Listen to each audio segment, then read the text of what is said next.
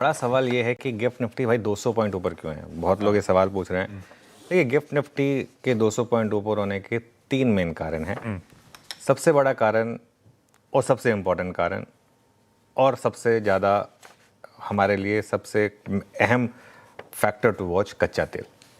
कच्चा तेल का 100 के नीचे आना सबसे इम्पोर्टेंट फैक्टर है और हम अब 99 पर हैं। और ध्यान रखिएगा, 99 अभी हम ये जो जुलाई का फ्यूचर देख रहे हैं उसके हिसाब से 29 तारीख से आप अगस्त का फ्यूचर देखना शुरू करेंगे। अगस्त का फ्यूचर $96 पर ऑलरेडी है। ठीक है। अच्छा, एक चीज़ और होती है कि एक ये तो है फ्यूचर के दाम, फिजिकल मार्केट में क्या हो रहा है थोड़ा सा इस पर भी नज़र रखनी होगी। ठीक है। दूसरा बड़ा कारण है आरबीआई का रिकॉर्ड डिविडेंड, मगर ये भाव में था काफ़ी हद तक। हमने बात भी की थी कि इतना डिविडेंड आप एक्सपेक्ट करेंगे क्योंकि वो रिकॉर्ड बन चुका है आरबीआई का। पिछले साल भी उन्होंने रिकॉर्ड डिविडेंड दिया था, इस साल भी रिकॉर्ड डिविडेंड देंगे।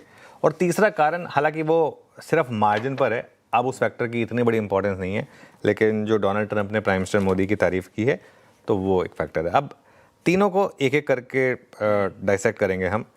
सबसे पहला और सबसे इम्पॉर्टेंट, अमेरिका और ईरान के बीच की पॉसिबल डील, और ट्रुथ सोशल पर उन्होंने बात की और ईरान की तरफ से भी अब तक कोई बड़ा खंडन नहीं आया है उस डील का।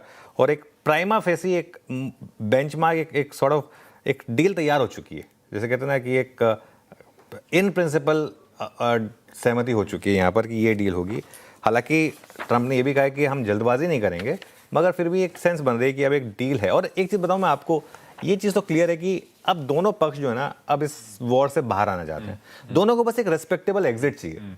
कभी भी लड़ाई जो होती है ना वो ऐसे ही खत्म होती है, स्पेशली अगर दो स्ट्रांग पार्टीज हों, उनके बीच की लड़ाई ऐसे ही खत्म होती है। दोनों जब ये क्लेम कर सकें कि हम जीत गए, तो इवेंचुअली इस वजह से ये एक इंपॉर्टेंट चीज़ है। If I make a deal with Iran, it will be good and proper one, not the one made by Obama. उसमें तो खैर वो थोड़ा सा अपनी पॉलिटिक्स लेकर आ रहे हैं। ठीक है।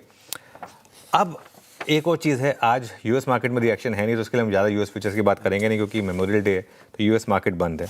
लेकिन मार्को रूबियो जो मतलब नंबर 3 हैं यूएस में आफ्टर प्रेसिडेंट और जेडी वांस, वो प्राइम मिनिस्टर मोदी से मिले और उन्होंने कहा कि हम तो चाहते हैं कि आप हमसे ज़्यादा तेल खरीदें क्योंकि हमारे पास तो भंडारा, उन्होंने तो वेनेजुएला से जो लिया है वो पूरा का पूरा तेल उन्होंने कहा कि आप हमसे ले सकते हैं।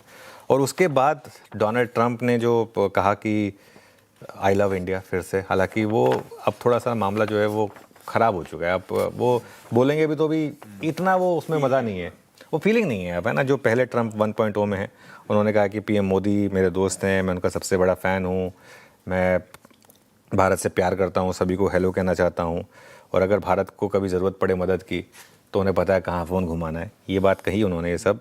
और बाकी अपने बारे में भी उन्होंने कहा कि हमारी इकॉनमी काफ़ी अच्छी है, काफ़ी अच्छा कर रही है। ठीक है। इसके बाद तीसरा फैक्टर आशीष, आरबीआई का रिकॉर्ड डिविडेंड। हालांकि ये मैं ज़रूर कहूँगा कि इसमें कोई बहुत बड़ा सरप्राइज़ नहीं है पॉजिटिवली। इतना ही नंबर हम एक्सपेक्ट कर रहे थे। इनफैक्ट मैं तो एक्सपेक्ट कर रहा था कि 3 लाख करोड़ से भी ऊपर का नंबर होगा, बट 2.87 लाख करोड़ का डिविडेंड आया है, जो कि 6.5% है रिस्क बफर बैलेंस शीट का। और इसमें करीब FY26 में आरबीआई की इनकम 26% ग्रो हुई है। वो टेबल आएगी आपकी स्क्रीन पर कि FY22 और 23 में कितना कम डिविडेंड था, सिर्फ 30,000 करोड़ और 87,000 करोड़। लेकिन पिछले 2-3 साल से डिविडेंड जो है वो शानदार तरीके से बढ़ा है। 2.1 लाख करोड़, फिर 2.68 लाख करोड़ और अब 2.87 लाख करोड़। तो ऑन मार्जिन खबरें तो पॉजिटिव है हमारे लिए।